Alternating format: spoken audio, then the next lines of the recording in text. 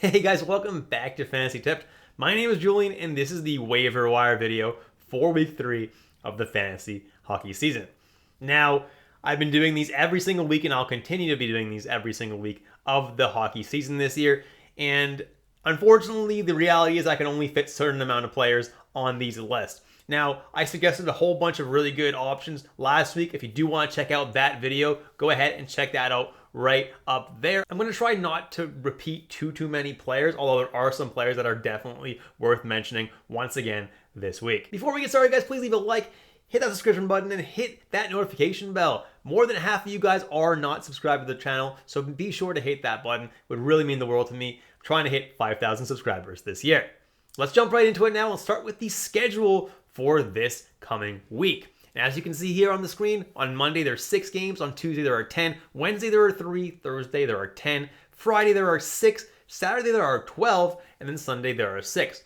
So as per usual, the pretty standard off nights are Monday, Wednesday, Friday, and Sunday, and that's exactly what we have this week. All right, now there are 3 teams that have not the best schedule this week, and the reason for that is that they only play 2 games this week. Those teams are Calgary, Nashville, and Philadelphia. On top of the fact that they only play 2 games, the 2 games that they do play are on busy nights.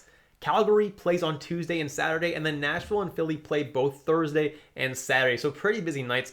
So likely, if you're picking up a player from these teams, for one thing, you're only getting 2 games, and second thing, you may not even fit them in your lineup. Now, there are a whole bunch of teams this week with a pretty good schedule, but the 4 teams that have the best schedule because they have 3 off-night games are Anaheim, New Jersey, Vegas, and Winnipeg. All right, so let's jump into the substance of this video, and we're going to take a look at some forwards that we can consider streaming or picking up long-term this week. And first on the list is Mason Marchment, up to 56% rostered now on Yahoo. In 3 games played, he has 3 goals and 2 assists and has developed amazing chemistry with Tyler Seguin. Yeah, if he continues this, I'm not going to be able to include him in this list again next week because his ownership percentage will be too high. Then I have Travis Konecny of the Philadelphia Flyers, and as you can see by the little icons I put on the screen, the Flyers don't have a very good schedule this week. They only do play 2 games, and like I said, they play on 2 busy nights.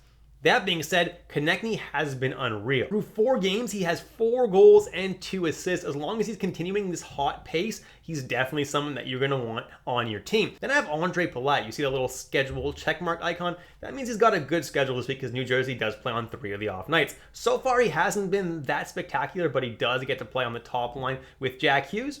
And that's why I think he's a decent add for this week. Then I have Chandler Stevenson of the Vegas Golden Knights playing on the second line with Mark Stone and Brett Howden, and so far he hasn't done too bad, and Vegas also has a pretty solid off-night schedule this week. Then I have Gabriel Velarde of Los Angeles Kings, and yes, I did finally include him on this list, and through 5 games, he's got 4 goals and a total of 7 points, which is absolutely unreal, but his shooting percentage right now is off the charts. That is not going to continue long term. He's also only seeing third line minutes right now, which is fine, and he seems to be producing right now, but that's not something that's going to necessarily be super sustainable. But at least for the short term, Gabriel Velarde is someone I'm definitely looking at to pick up. Then I'm looking at Jake DeBrusk, who in his last 2 games has 2 goals and 3 assists. He's absolutely excelling right now, and he's playing right now on a line with Bergeron and Zacha. That's not a terrible place to be.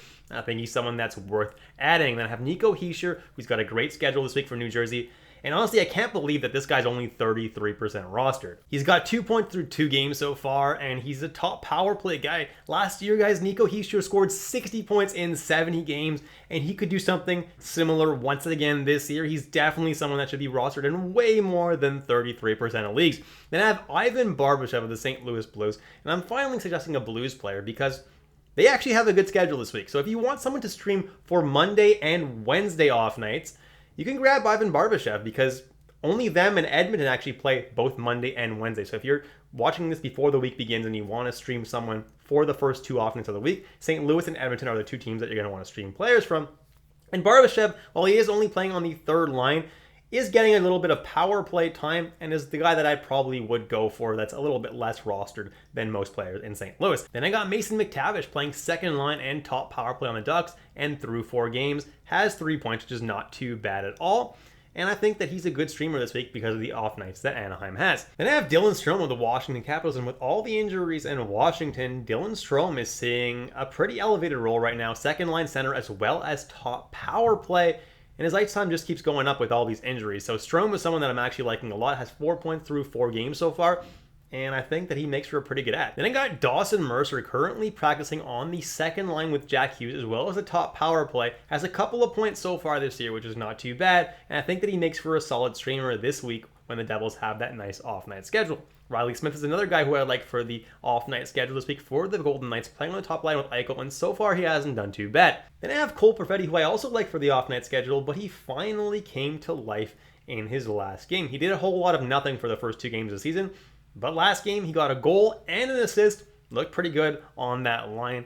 Love giving him a shot for this week. Then I have Kevin Hayes, who I absolutely had to include here. He has been utterly sensational to start off the year. He has 6 points in 4 games, scoring at least 1 point in all of the games he's played so far, and somehow he's only 10% rostered. He's someone that needs to be added in more leagues.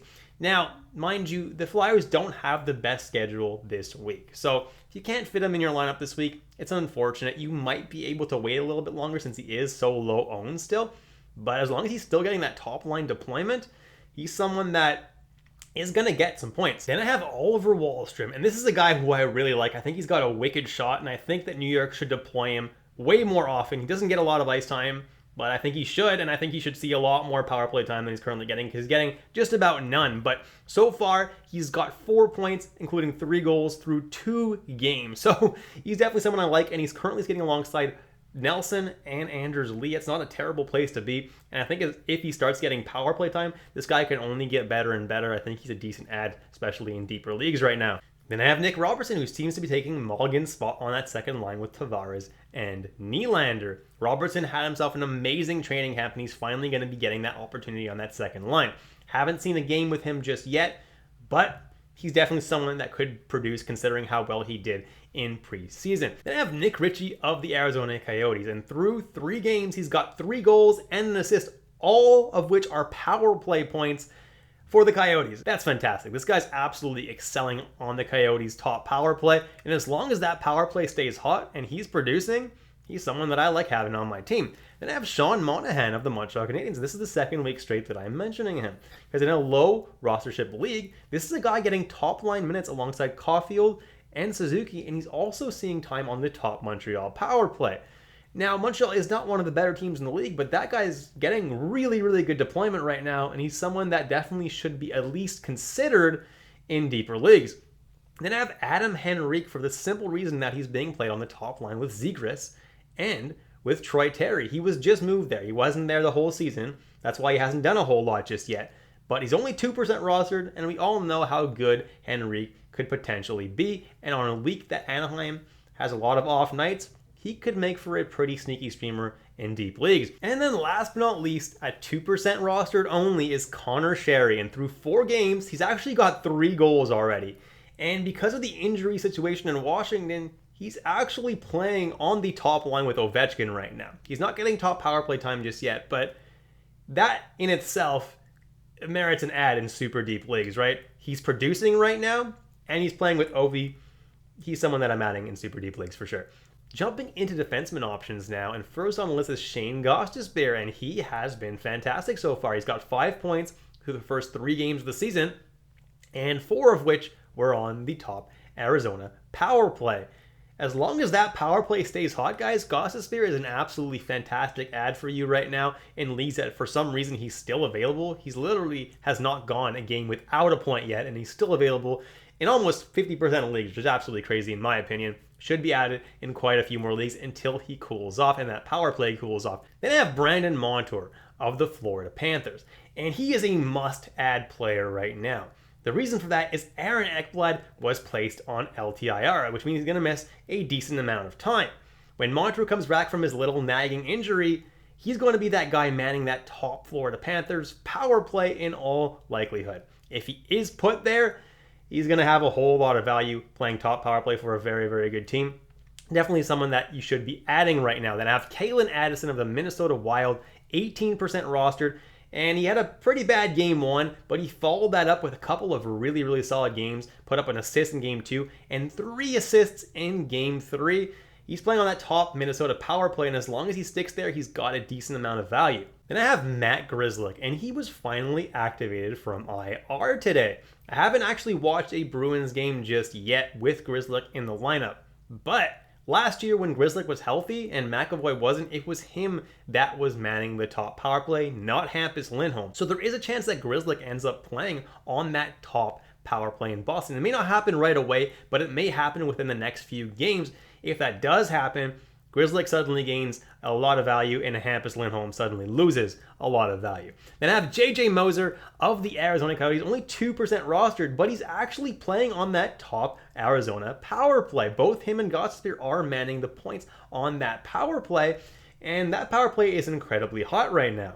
It's surprising to me that he's still only 2% rostered because he actually does have 3 assists through 3 games so far, and he's someone that I'm definitely adding in deeper leagues if that power play stays hot. Taking a look at goalies now, and the first goalie I have on the list is Jake Allen of the Montreal Canadiens, and Jake Allen has been playing very well in the couple of games that I've seen him play so far. Should be more than 36% rostered. He's especially valuable in points-based leagues where you get points for every save that you make because Jake Allen gets a lot of shots against. Then I have Grubauer and Martin Jones, who seem to be splitting the starts about 50-50 right now in Seattle.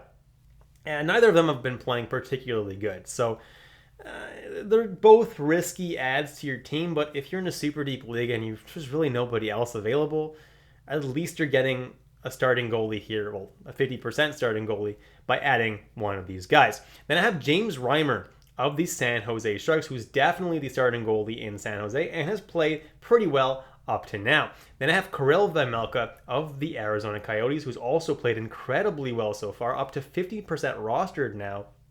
And he's also someone that gets a lot of shots against. So especially in points-based leagues where you get points for saved, he's definitely a really good add. And then I have Casey DeSmith of the Pittsburgh Penguins.